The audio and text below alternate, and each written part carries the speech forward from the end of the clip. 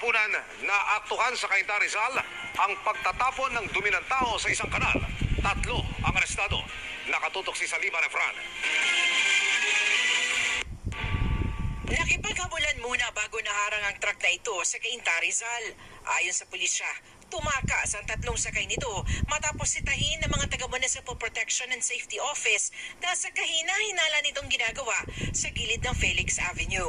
Nakita niyo po yung hose na nakalagay po doon sa drainage.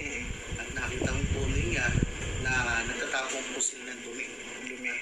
Medyo mabaho po yung amoy. Nang buksan nga raw ang truck, tumambad ang umaalingasaw na makina. Hindi po siya talaga mapagkakamalan na sumisipsip ng dumi at natatapon. Kasi ang aluminum ban po na yun talagang covered at saka po nasa pagbukas lang po na po yung makina. Arestado ang 3 sakay ng truck na tumanggi sa paratang.